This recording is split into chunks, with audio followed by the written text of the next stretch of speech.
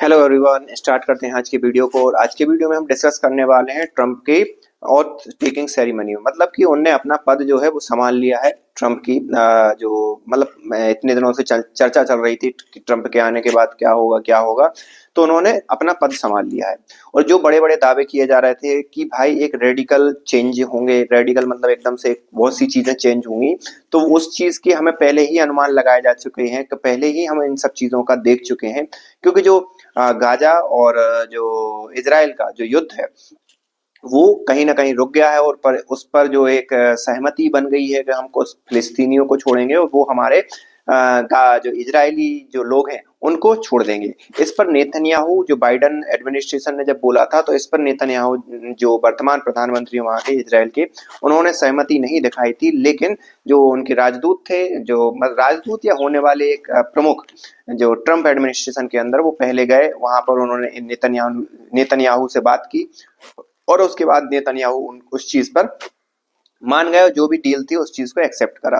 तो ये तो चीज थी कि भाई नेतन्याहू मान गए और ये सब चीजें आगे बढ़ी। लेकिन जब ट्रम्प ने जब जो पदभार संभाला अपने राष्ट्रपति का, उसमें उन्होंने लगभग जो जैसा उन्होंने पहले अनाउंस करा था कि हम लगभग 100 के करीब जो एग्जीक्यूटिव ऑर्डर है, मतलब जो राष्ट्रपति के द्वारा जो साइन किए जाते हैं ऑर्डर, उनको साइन करेंगे। तो सबसे पहला ऑर्डर तो उन्होंने ये निकाला कि भाई साहब वहां पर जो बाइडन एडमिनिस्ट्रेशन है वो क्या करता है कि थोड़ा सा लिबरल विचारधारा का है।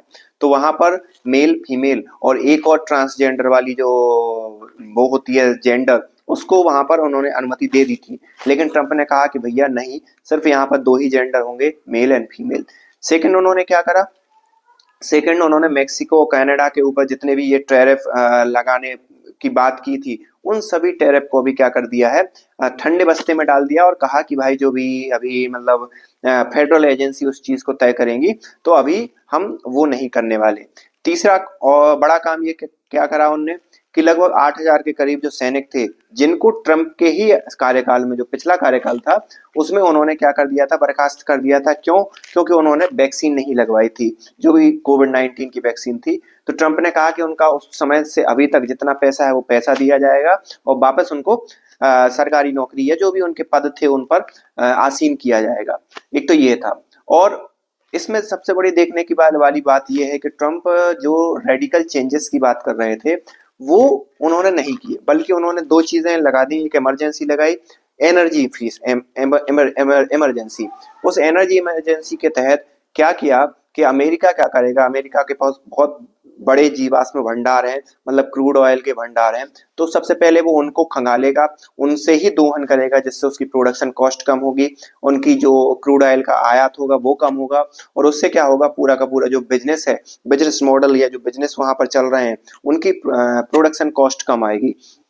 और लागत कम होने से क्या होगा, वो फायदा जाएगा किसको, लोगों को। तो अमेरिका के अंदर या पूरे विश्व के अंदर युद्धों के कारण जो इन्फ्लेशन बढ़ रही है, उस इन्फ्लेशन पर अमेरिका के अंदर लगाम आएगी। तो एक वो भी सपोर्ट ट्रम्प एडमिनिस्ट्रेशन को मिलेगा। तो ये सारी कुछ ऐसे उन्होंने एक ऑर्डर पास किए। अभी देखना होगा एक और चीज, जो टिकटॉक का जो बैन था, जिसमें मैंने पिछले वीडियो में जिक्र किया था, उसको भी उन्होंने कहा कि हम देखेंगे। और टिकटॉक को उन्होंने एक प्रकार से क्या कर दिया है, फिर से रीएक्टिवेट कर दिया है, या फिर से उन्होंने एक प्रकार से अनुमति दे दी है। तो ये सारी चीजें हैं और देखते हैं। लेकिन उसमें भी उन्होंने कहा कि भाई 50% अमेरिका की कंपनी का होगा और 50% जो वर्तमान कंपनी है उसका स्टेक रहेगा। अब उस पर कंपनी और ट्रंप एडमिनिस्ट्रेशन या अमेरिका के बीच सहमति बन पाती है नहीं बन पाती है, ये एक दूसरी चीज है। लेकिन टिकटॉक का जैसे बैन हुआ था तो आपने ये देख ही लिया होगा कि अमेरिका या पूरे अमेरिकन पागल हो गए थे। तो ये कुछ ऐसे रेडिकल चेंज आए हैं। भारत की बात करें तो ब्रिक्स के बारे में भी उन्होंने कहा था कि भाई हम कुछ कस्टम ड्यूटी या टैरिफ वगैरह लगा देंगे, लेकिन अब फिलहाल के लिए उन्होंने किसी भी टैरिफ का अनाउंसमेंट नहीं किया है।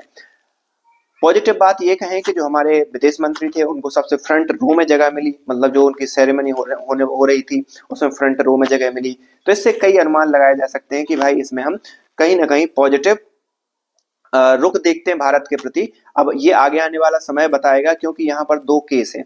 सबसे पहला जो ट्रंप एलन मस्क के सपोर्ट पर बढ़े हैं। मतलब जो अमेरिका की गवर्नमेंट है उसमें एलन मस्क जो वर्तमान में एक उद्योगपति हैं, उनका बहुत बड़ा दखल रहने वाला है। और वो एलन मस्क पिछले 4 से 5 सालों से ट्राई कर रहे हैं कि टेस्ला की कारें जो चीन के अंदर बन रही हैं, उसे भारत के अंदर कैसे न कैसे निर्यात किया जाए या आयात किया जाए, जो भी आप समझ लो, भारत के अंदर डंप किया जाए। और उसमें भारत ने क्या कर रखा था कि 100% ड्यूटी लगा रखी थी, मतलब कस्टम ड्यूटी। मतलब अगर 10 रुपए की कार है तो उसे 20 रुपए देने होंगे, 10 रुपए और देने होंगे यहाँ लाने के लिए।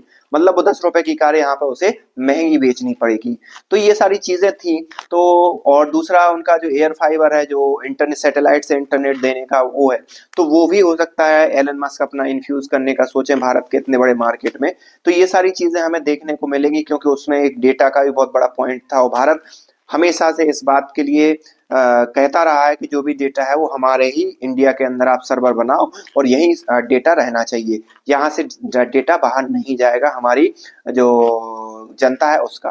तो ये सारी चीजें हैं, देखते हैं आगे क्या क्या कैसे चीजें बदलती हैं, क्या कैसे चीजें मोड़ लेती हैं। जो भी होगा हम बात करते रहेंगे, चर्चा करते रहेंगे। तब तक के लिए धन्यवाद।